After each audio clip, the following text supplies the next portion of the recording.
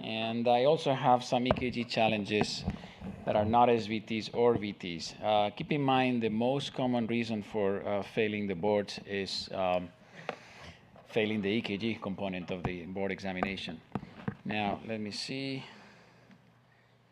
All right, so SVTs. We are going to go over the major categories of SVTs: AV nodal reentry, AVNRT, AV reentry, which means there's an accessory pathway, and this atrioventricular reentrant tachycardia, atrial tachycardia, atrial flutters, which are a whole category of different types: typical, which is peritricuspedian, and atypical flutters, multifocal atrial tachycardia, and atrial fibrillation, which will be the content of a separate talk.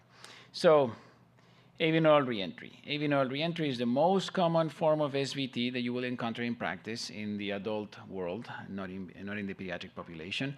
And it's maintained by a apparently normal structure. The AV node has a very particular anatomy in which there is a fast pathway that connects atrial activation. The electrical impulse in the atrium gets funneled to the AV node through a fast pathway, but there's also a slow pathway. If you picture the AV node here next to the tricuspid valve, the septal leaflet of the tricuspid valve, here's the coronary sinus, and this is the tendon of Todaro. You will have the fast pathway located here, and the slow pathway would be in this area. It turns out that the fast pathway is not only faster than the slow pathway, but it also has a longer refractory period. A good analogy is think of it as a fast boat. A fast boat makes a big area of foam in the water behind it, whereas a slow boat has a small. So if you want to chase a fast boat, you will encounter the tail of refractoriness here, which is longer than the slow boat.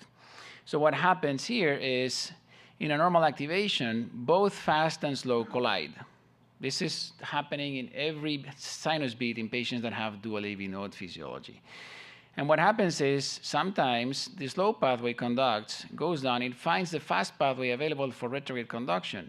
And this is the reentrant circuit. It goes up the slow pathway and down. At the same time, it goes back the fast pathway. And here is the reentrant circuit. It's a perinodal reentry. We're all born with this anatomy.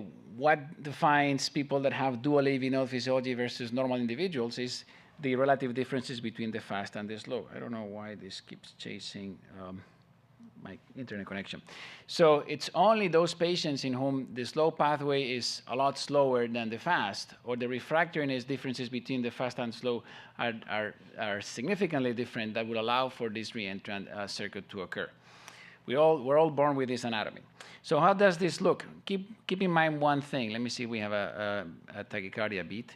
Because what happens is, as the slow pathway goes antegradally, the fast goes retrogradely, and atrial and ventricle activate at the same time. So when you look at the EKG, you see no P waves. You see a narrow complex tachycardia and no visible P waves. You have to pay attention to certain details. In V1, you may see a little bit of a hint of an R prime. In leads 2, 3, and AVF, you will see a deep S or a pseudo S. This is the retrograde P wave at the end of the QRS, overlapping with the end of the QRS. So it's important to compare a sinus EKG. If you have the luxury of a sinus EKG when you're evaluating a patient with an SVT, look for subtle differences in the end of the QRS, because that's where the retrograde P wave will be. What happens with adenosine? Adenosine terminates the tachycardia. And this is a good example because it illustrates what I was talking about. In lead 2, you see the terminal part of the QRS has a little bit of a negative notch that once you go into sinus, it's less pronounced. It's less fat. There's a little bit, but it's not as fat as it was during tachycardia because there's no longer a retrograde P wave happening. Like all AV node dependent tachycardias, adenosine will terminate them. So how do we take care of this? Well, fortunately, in most patients, the anatomic location of the fast pathway is very distinct and different from the slow pathway. So we can ablate the slow pathway safely without damaging the fast pathway. And by ablating the slow pathway, which is anatomically distinct and anterior to the ostium of the coronary sinus, we can get rid of this reentrant circuit without affecting AV nodal conduction. There is a 2% risk of AV block during this ablation if the fast and the slow pathway are close to one another. Typically, we get signals that this is happening, and we can use freezing instead of burning with cryoablation. Let's go on to the next type of tachycardia, AV reentrant tachycardia. In this one, you have an accessory pathway. That doesn't mean there is WPW.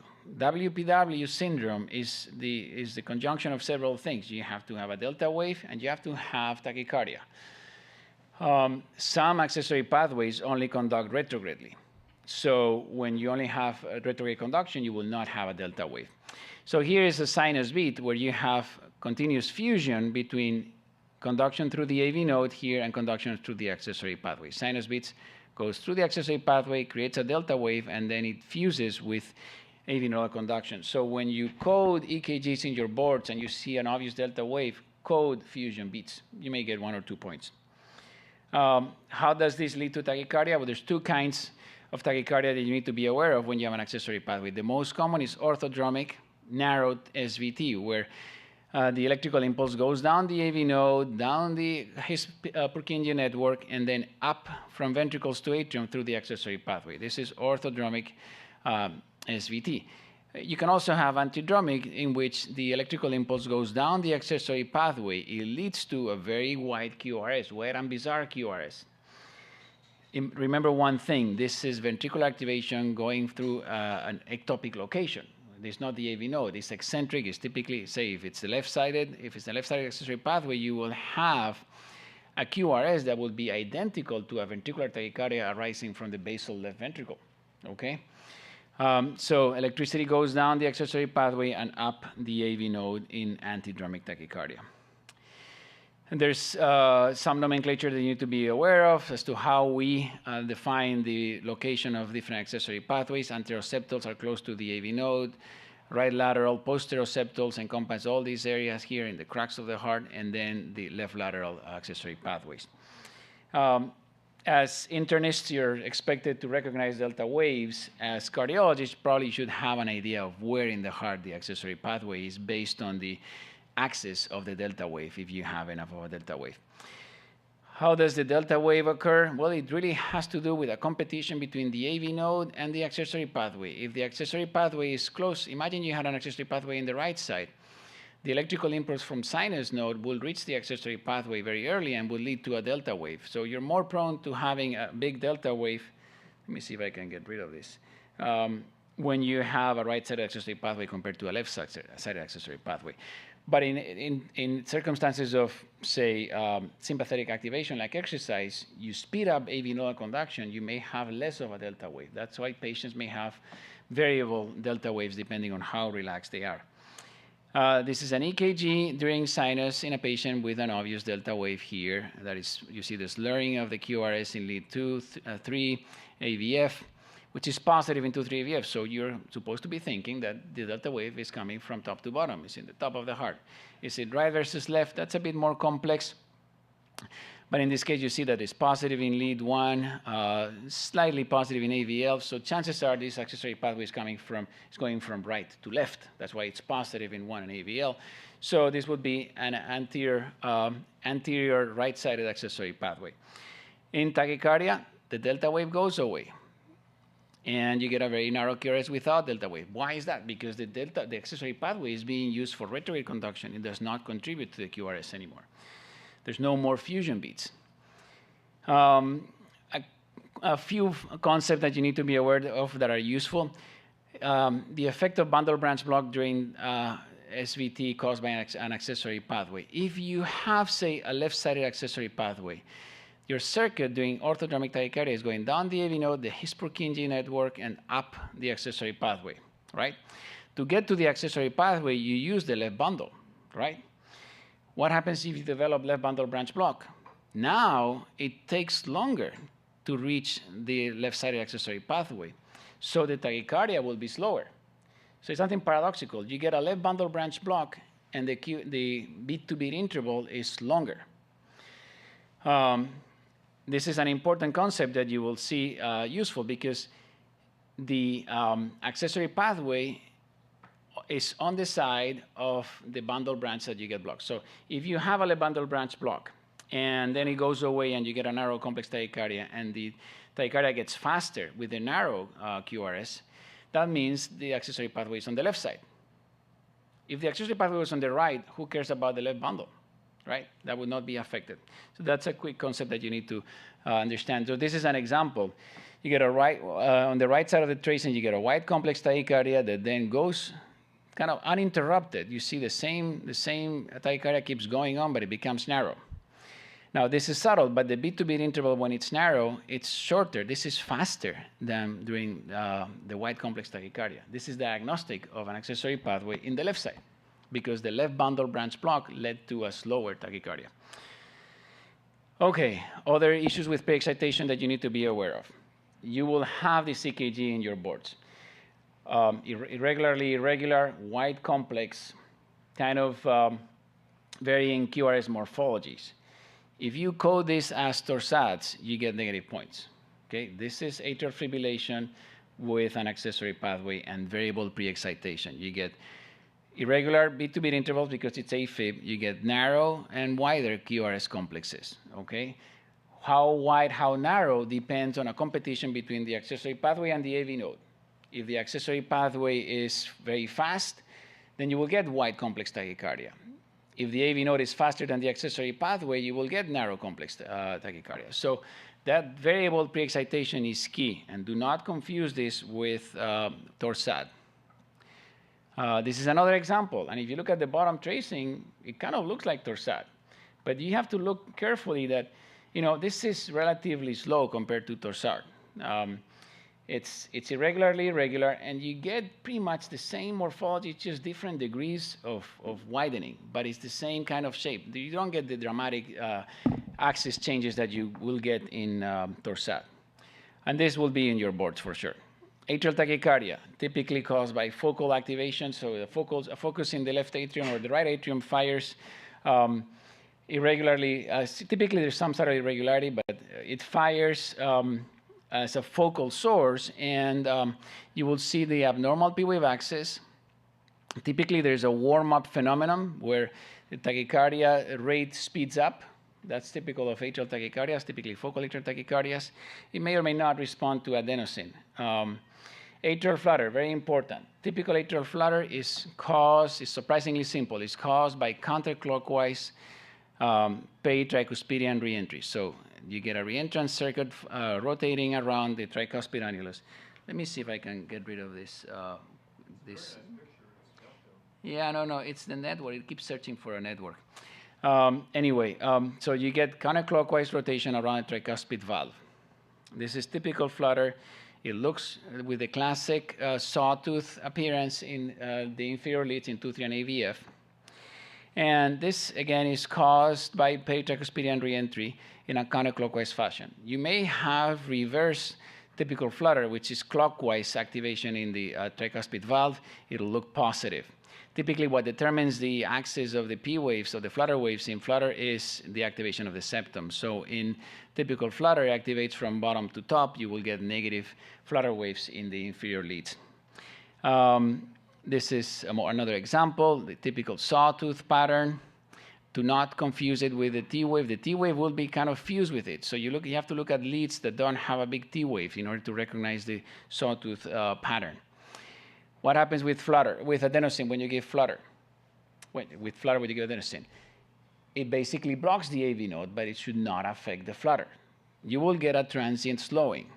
Please do not use adenosine as a therapeutic tool for flutter. Adenosine is a diagnostic tool. When you don't know, when you have 2-to-1 flutter like this, you're not sure about the sawtooth pattern in the leads because you only see T wave. You cannot see really the flutter waves.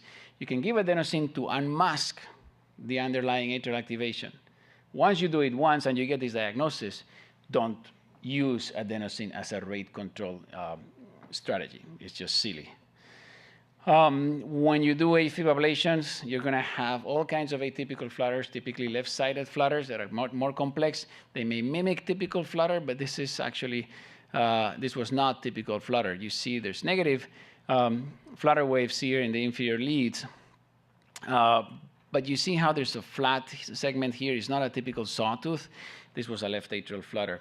Multifocal atrial tachycardia. Typically, you will encounter this in patients that are sick, hypoxia, fever. Hypoxia is the most common trigger. The distinctive feature of multifocal atrial tachycardia is you don't have a dominant P wave morphology. You get sinus, and then you get all kinds of P waves, negative, positive, flat, and so forth. When you have all kinds of P wave morphologies without a dominant morphology, this is MFAD, treat the underlying cause. At most, you may want to slow the AV node with medications like verapamil or digoxin, but it is typically a result of an underlying insult, typically hypoxia. Digoxin intoxication can give you multifocal atrial tachycardia, but typically you will have a very slow response, low ventricular response.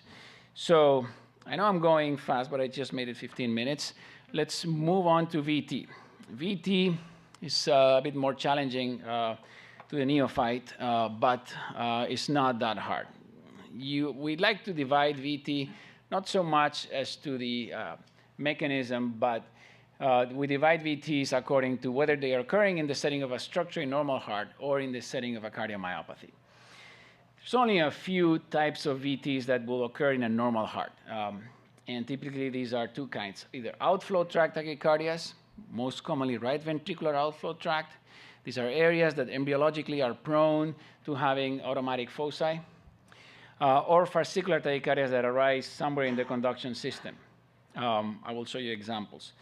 Far more common are tachycardias that occur in the setting of pre-existing heart disease, most commonly scar-related, and most commonly infarct-related scar. So patients that have had an MI, they have underlying scar tissue from the myocardial infarction, and inside the scar, reentrant circuits can form, and those would lead to ventricular tachycardia.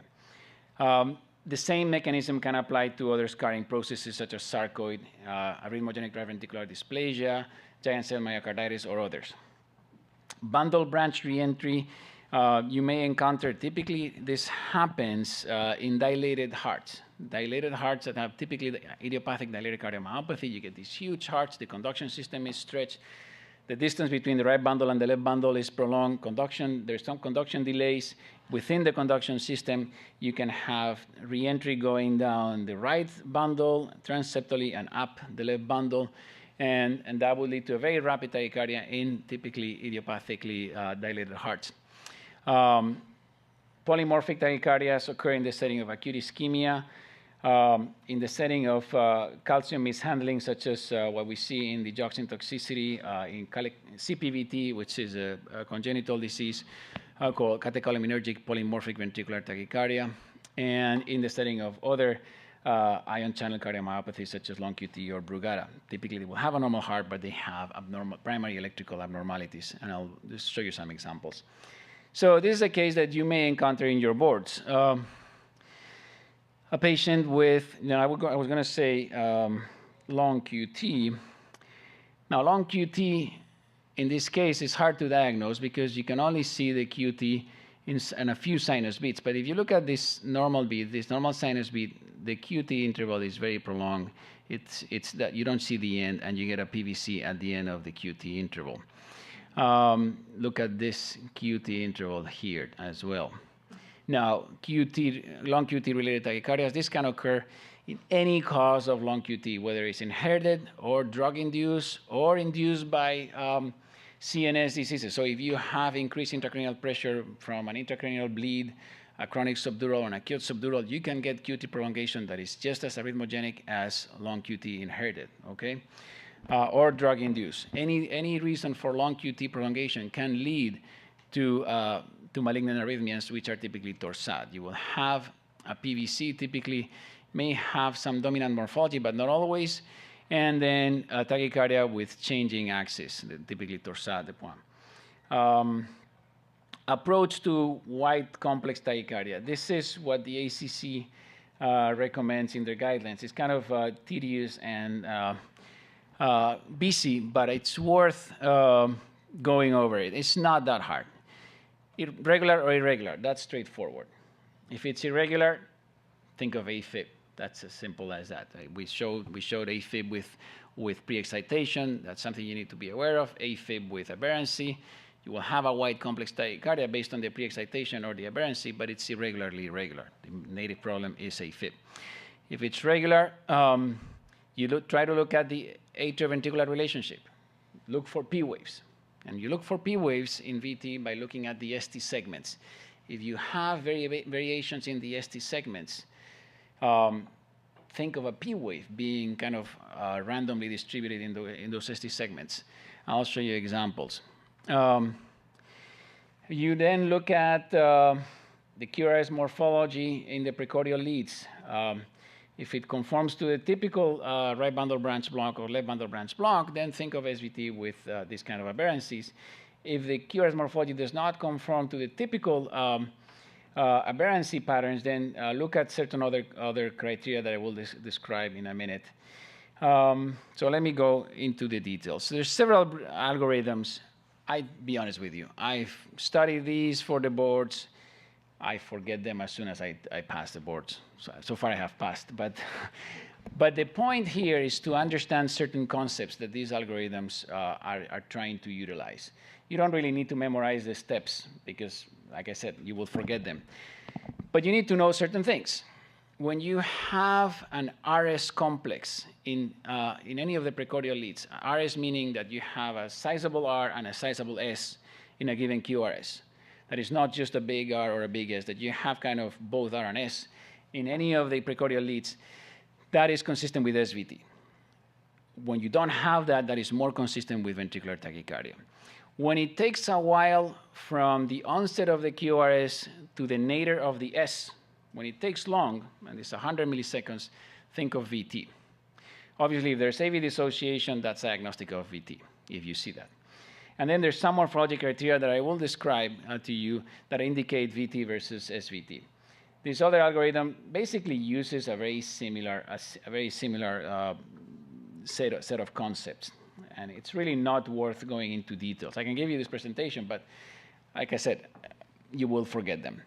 So what are those morphological criteria? Let's think of a VT that has a left bundle branch block pattern, meaning in V1, you get a predominantly negative QRS, and in V6, you get a predominantly positive QRS.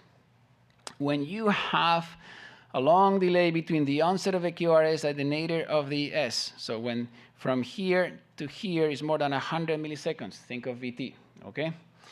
And if the R wave, if this R wave is fat, if it's more than 40 milliseconds, that you don't see in a typical left bundle branch block. So think of VT as well. Slurred or notched downward deflection towards the nadir of the S in V1 or V2. So when you have this notching, think of VT. This is called Cabrera's sign. When you have a big Q wave in V6, think of VT. These are not typical of standard left bundle branch block. Same thing here when in SVT, when you have a small R, think of SVT as opposed to VT, okay? This is in lead 1. How about when you have right bundle branch block pattern? Think of the rabbit ears. So in SVT, in typical right bundle branch block, the second rabbit ear is taller than the first one, okay? You know what I'm talking about, the rabbit ears. This would be one rabbit ear, this would be the second. And I don't know who came up with this analogy, but in SVT, in typical right bundle branch block aberrancy, you will have the second rabbit ear taller than the first one. So if your rabbit ear, if the first one is taller, think about VT.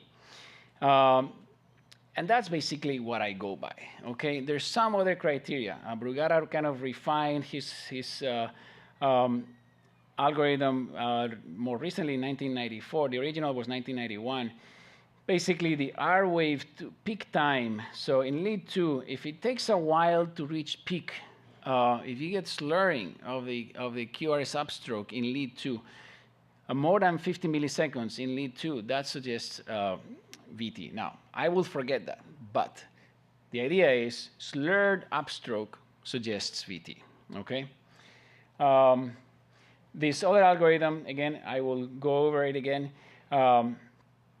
They propose this concept of VI versus VT. Again, it's the same concept. When you have, what they do is they measure the first 40 milliseconds of the QRS and the last 40 milliseconds of the QRS. And they look at how much the upstroke goes up in the first QRS, in the first 40 milliseconds of the QRS, and how much the downstroke goes down in the last 40 milliseconds of the QRS. And they say that if the downstroke of the last 40 milliseconds is deeper than the upstroke of the first 40 milliseconds, that's consistent with VT. Forget about this and understand the concept. If the upstroke is slurred, you will not go up very fast. If the upstroke is slurred, it's consistent with VT. That's the same concept that you have here. Quantifiable by whatever, this is the same idea. Because you will get all kinds of variations. Let me show you one example. Wide complex tachycardia, okay? Not very fast, very wide indeed. You get a very narrow beginning of the QRS and then this big, wide upstroke in V1. If you consider this the first gravelier, the second is massive compared to the first. So you would think this is SVT. You look for a sinus EKG, and it turns out that you have an identical QRS, so that's SVT. Now, this is another example of a wide complex tachycardia. Let's kind of approach this. One concept that I didn't describe is being concordance in the precordial leads. So when you have all the precordial leads being negative like this, here V5 and V6 are positive. So imagine V5 and V6 were also negative. That's negative concordance. That's VT. Positive concordance, don't trust it, because you could have antidromic tachycardia, where the QRS starts in the basal left ventricle. All the QRSs will be positive across the precordial leads, and that's not VT, that's SVT, okay? Here, you will have also, if you scan the ST segments, as I told you, you look at the QRSs are always the same, but the ST segments are not the same. You have a bump here, here you have a bump at the end of this QRS, you have this pseudo R wave here in lead 2 that is not present in all of them. Those are P waves. You get AV dissociation. AV dissociation is diagnostic of VT, right? When you have more QRSs than Ps, that's VT, right? I used to have a mentor that used to say, when you get an EKG machine, get the one that gives you these red arrows, because that'll help you. That was John Child's favorite joke. Anyway, wide complex tachycardia, another example. This one also has a left bundle branch block. You could argue that there is negative concordance, although there's a little bit of an R prime here in V6. Again, look at the ST segments. This is not present here. This negative bump is not present in other ST segments. That's AV dissociation, okay? If you can see the P waves clear, you got the diagnosis, okay? When you have a wide complex tachycardia that becomes narrow without any stopping, without any interruption, that has to be aberrant, okay? A VT can be narrowish if it comes from the septum, but it will not do these transitions without an interruption. So this is the tracing I showed earlier. Has left bundle branch block, and then the left bundle branch block aberrancy goes away, and the tachycardia gets faster. So what is the diagnosis here? It's the left side accessory pathway. I guess they're listening. Good. So we have 3 more minutes. Let's see. Okay, a few examples of ventricular tachycardias in a normal heart. This wide complex tachycardia. Okay, let's see if we have any signs of AV dissociation. Well, let's look at the ST segments. There's some variations. You see there's something here, something there. This one was done with the EKG machine that didn't have red arrows, so it's a bit harder. What is this? What is this little guy here, this narrow guy? Capture, good. What is capture? It's just an instance where sinus node activation, the P wave manages to get into the AV node and generate a normal QRS while the patient is in tachycardia. So this is VT, right? But the patient has a normal heart. So can we be a bit more refined? Can we venture a diagnosis here? Normal heart, right bundle branch block pattern. The second rabbit ear is taller than the first. We know it's VT already. Left anterior fascicular block pattern. So this is a case of fascicular VT. Someone said Brugada. If this was a sinus complex, you could conceive this as maybe ST segment elevation and negative T wave, but this is VT. Brugada patients most commonly have polymorphic VT or ventricular fibrillation, even though we just have got a paper accepted describing monomorphic VT, but that's another story. The idea here is fascicular tachycardia will look like aberrancy from the other fascicles. Let me explain that. If you have the left posterior fascicle fired automatically, the left posterior fascicle is the only one that's delivering electricity. The right bundle is not, the left anterior is not. So it looks like right bundle branch block, left anterior fascicular block, okay? So this is the typical fascicular tachycardia. Most commonly is the left posterior fascicle. This is called Belhassen's tachycardia or verapamil sensitive tachycardia. It has a bunch of names. But it's tachycardia rising focally from the left posterior fascicle. This is another example. Wide complex tachycardia with a normal heart. Again, let's kind of scan the ST segments. There's some beat-to-beat variation. Could make maybe a P wave somewhere in here, maybe something there, but it's hard to be sure. Again, something here. I would think of VT. You get a left bundle branch block pattern. This R wave is kind of on the fat side. Yeah, maybe. Very positive QRS in 2,3 AVF. So it's coming from top to bottom. It's coming from right to left, right? You get a left bundle branch block, so it's rising from the right side of the heart. This is what right ventricular outflow tract tachycardia will look like. This happens in normal individuals with normal hearts. Another example, VT during exercise. Okay, this is a patient with syncope, familiar history, and you see how you get QRS alternance. So you get one QRS morphology, another QRS morphology, and they kind of repeat themselves for the most part. They're all right bundle branch block pattern. Some of them are left anterior fascicular block, some of the others are left posterior fascicular block. So when you have this very characteristic alternating or so-called bidirectional tachycardia, this is typical of CPVT, catecholaminergic polymorphic ventricular tachycardia. This starts like this and then goes into ventricular fibrillation. It's a form of inherited sudden cardiac death. And the digoxin toxicity may look exactly like this. In fact, the molecular mechanism is very similar. Let me skip this. These are tachycardia in the setting of infarcts and the mapping that I will not get into. Let me just briefly go over some challenge. Do I have 2 seconds? Or? Sure. Okay. This will be in your boards.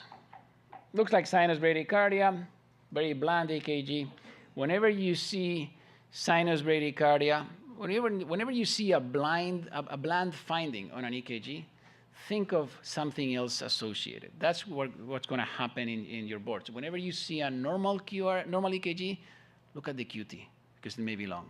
Look at some subtle things. So here, okay, sinus bradycardia. But if you look carefully, this patient has ST elevation, 2-3 and AVF. You don't really have to look that carefully. So this is sinus bradycardia in the setting of an inferior infarct. What is the mechanism? I did not understand that, but I hope you said it's a vagal reflex. It's not necessarily ischemia to the AV node. That's very rare. It's a vagal reflex, the visual gyrus reflex. Okay, this is another example. You may see this in your board. So group beating. Whenever you see group beating, think of Wenckebach. But let's look at the P to QRS delays, and the PR intervals are very much similar. After the pause, this PR interval is relatively short, but before the pause, it's kind of short as well. So this would be MOVITS 2. Now, MOVITS 2, right bundle branch block, are we done?